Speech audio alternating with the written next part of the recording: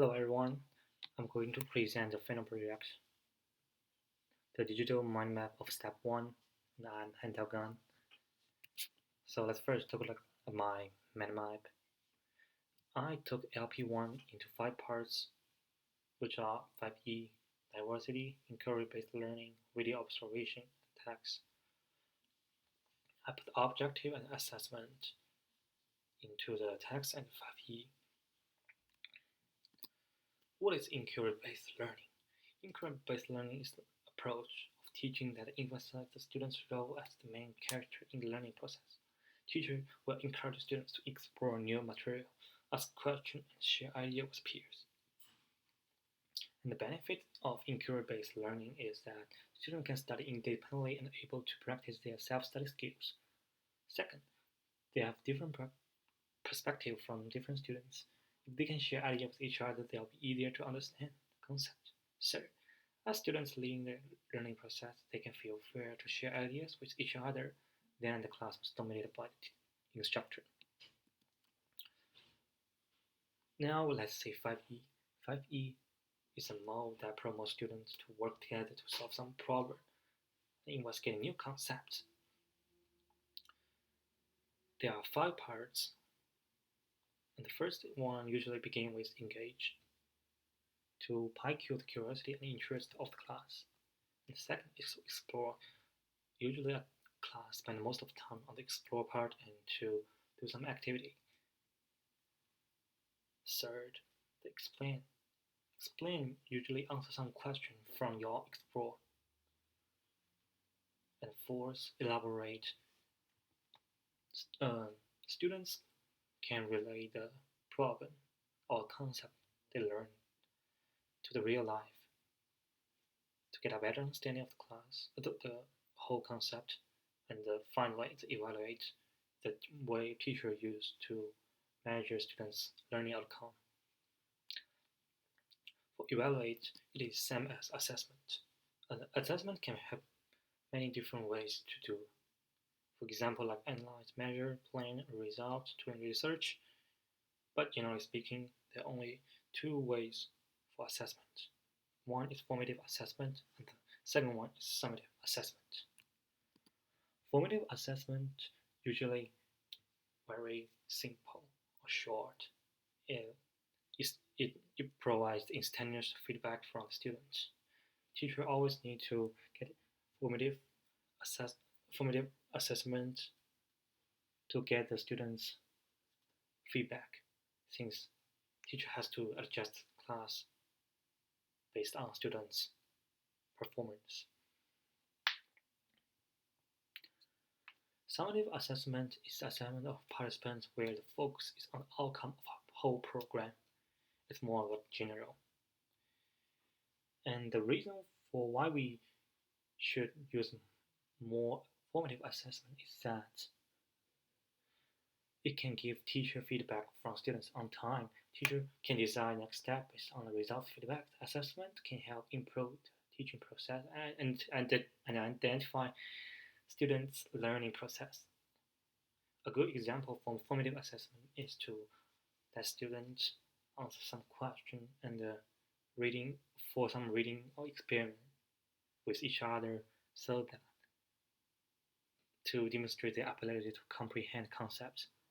Also, another example for formative assessment is to ask some students to go on the blackboard and draw some graph to show the relationship between 2 stuff.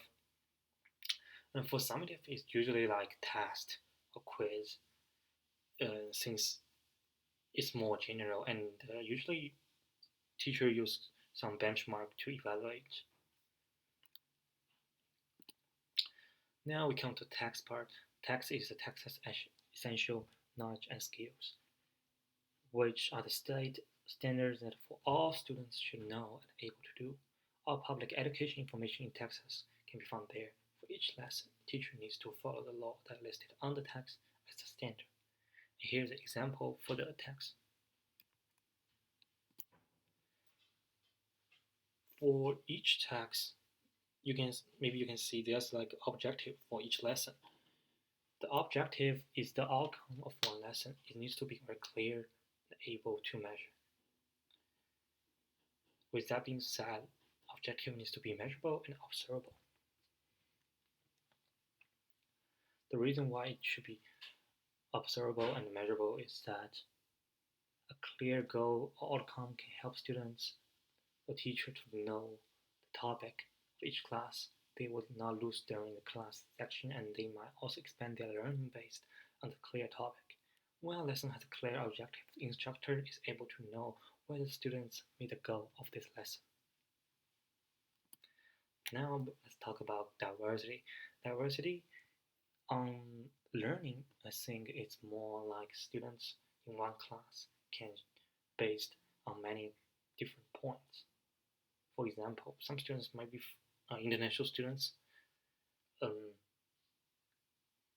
They use meter as the length of unit, but in US, people usually use feet or inch.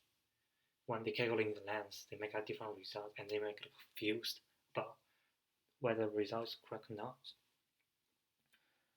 Or like some people prefer to study online,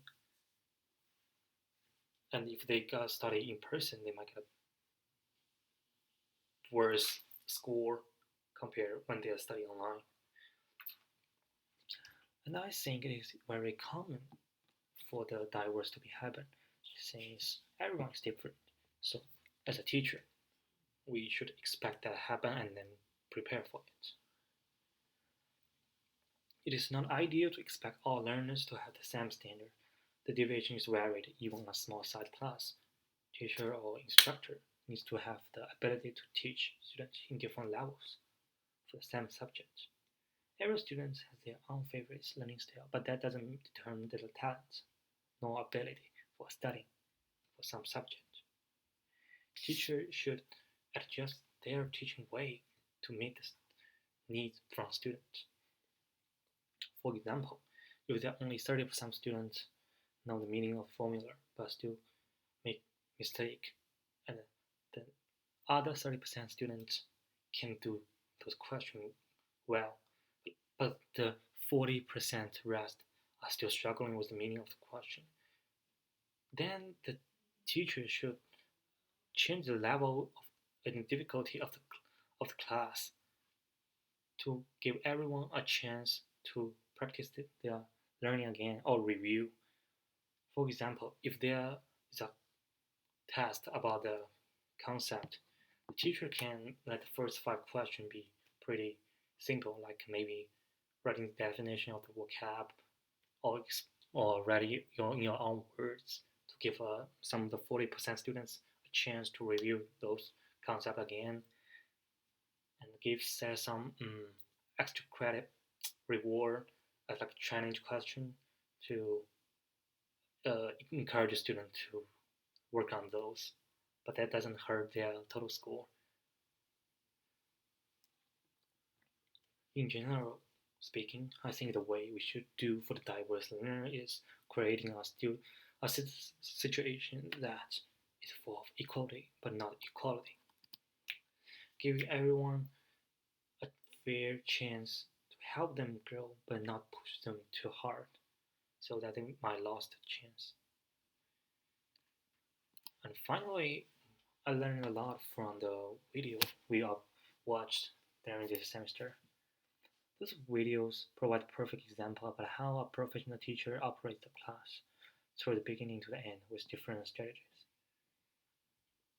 I learned a lot from those, and I get one point is that a teacher does not need to strictly follow the teaching guide or lesson plan that was created before the class, but instead, the teacher needs to adjust the teaching based on students' performance during each session. Also, it's necessary to measure students' learning during each period. In the video, the teacher always asks a question related to the concept during the whole period, and or review something they learned yesterday to ensure students are on track. Trying to let all students answer questions is also a good way to make sure everyone is on the same page. There are a few students who are too shy to speak unless they feel it is necessary to speak, but that might cause them not to dare to speak or lost the chance to understand some question. So teacher can try to cover all students and let everyone to ask or answer. Asking a question based on the answer from students is also a strategy that I think is very good. Teacher don't ask questions from nothing, but ask questions from question. It can enhance students' self-study and relate the concept together to enhance their critical thinking skills. Providing students with two or more options can also boost their study sense of the class. This class is trying to build inquiry-based learning environments that can help students get a better learning outcome. And this is all I have. Thank you for watching this.